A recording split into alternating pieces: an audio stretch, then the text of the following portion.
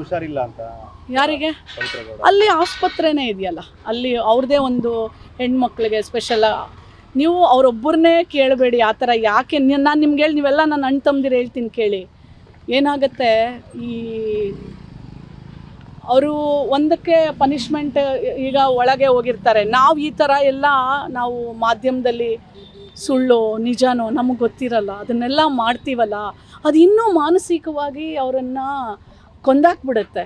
ನಾವು ಮಾಡಬಾರ್ದು. ನಿಜವಾಗ್ಲೂ ನಾನು ಹೇಳೋ ಪ್ರಕಾರ ಕಾನೂನು ಇದೆಯಪ್ಪ ಶಿಕ್ಷೆ ಕೊಡಲಿಕ್ಕೆ, ನಾವು ಯಾರು? ಆಮೇಲೆ ಅಫ್ಕೋರ್ಸ್ ಅವಳು ಡಿಸ್ಟರ್ಬ್ಡು.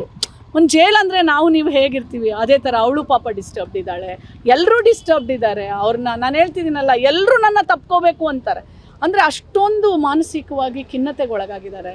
ಅವರೆಲ್ರಿಗೂ ನಮ್ಮ ಜೈಲ್ ಅಧಿಕಾರಿಗಳನ್ನೂ ನಾನು ನಿಜವಾಗ್ಲೂ ಹ್ಯಾಟ್ಸ್ ಆಫ್ ಟು ದೆಮ್. ಏನು ನೋಡ್ಕೊಳ್ತಾರೆ.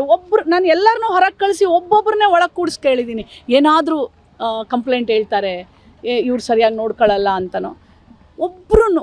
ಒಬ್ರು ಆ ಥರ ಕಂಪ್ಲೇಂಟ್ ಇಲ್ಲ. So hats off to all the ಪ್ರಿಸನ್ನಲ್ಲಿ ವರ್ಕ್ ಮಾಡ್ತಾ ಇರೋಂಥ ಎಲ್ಲ ಪೊಲೀಸ್ ಇಲಾಖೆಯ, ಪ್ರಿಸನ್ ಇಲಾಖೆಗೆ I really salute to them.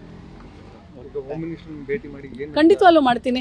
ಯಾಕೆಂದರೆ ನಾನು ಇಲ್ಲಿ ಕಂಡಿದ್ದು ಅದೇ ನಾನು ಹೇಳಿದ್ನಲ್ಲ, ಈಗ ಎಷ್ಟೋ ಜನ ಇಲ್ಲಿ ಉಳ್ಕೊಂಡಿದ್ದಾರೆ ಶ್ಯೂರಿಟಿ ಇಲ್ಲದೆ. ಸೊ ಅವ್ರಿಗೆಲ್ಲ ಯಾವುದಾದ್ರೂ ಮೀನ್ಸಲ್ಲಿ ಅವ್ರಿಗೆ ಶ್ಯೂರಿಟಿಯನ್ನು ಕೊಟ್ಟು ಕಳಿಸ್ಕೊಡ್ಬೇಕು ನಾವು. ಅದು ಒಂದು. ಎರಡನೇದು, ನಮಗಿಲ್ಲಿ 78 ಜನ ಹೆಣ್ಮಕ್ಳು ಕೆಲಸ ಮಾಡ್ತಾರೆ. ಅವ್ರಿಗೆ ಈ ನೈಟ್ ಶಿಫ್ಟ್ ಏನಿದೆ ಅಲ್ಲ, ತುಂಬ ಕಷ್ಟ. ಇಮ್ಯಾಜಿನ್ ಮಾಡಿ, ನಾವು ಎಲ್ಲ ನಮ್ಮನ್ನು ಕಾಯೋರು, ಅವ್ರನ್ನ ನಾವು ಕಾಯಬೇಕಲ್ಲ. ಬಟ್ ಏನು ಮಾಡೋಕ್ಕಾಗಲ್ಲ, ಇಲ್ಲಿ ಸ್ಟಾಫ್ ಸ್ವಲ್ಪ ಕಡಿಮೆ ಇದೆ. ಅದನ್ನು ಸಹ ನಾನು ರೆಕಮೆಂಡ್ ಮಾಡಬೇಕಾಗಿದೆ. ಅವರೂ ಸಹ ಕೇಳಿದ್ದಿಷ್ಟೇ, ಇನ್ನೇನು ಕೇಳಲಿಲ್ಲ. ಖಂಡಿತವಾಗ್ಲೂ ನಾನು ಸರ್ಕಾರದ ಜೊತೆ ಮಾತಾಡಿ, ಮಾನ್ಯ ಮುಖ್ಯಮಂತ್ರಿಗಳ ಗಮನಕ್ಕೂ ತೊಗೊಂಬಂದು ಹೋಮ್ ಮಿನಿಸ್ಟ್ರ್ ಜೊತೆ ಮಾತಾಡಿ ಇದನ್ನೆಲ್ಲವೂ ಸಾಲ್ವ್ ಮಾಡುವಂಥ ಪ್ರಯತ್ನ ಖಂಡಿತವಾಗ್ಲೂ ಮಾಡ್ತೇನೆ. Thank you. ನಮಸ್ಕಾರ.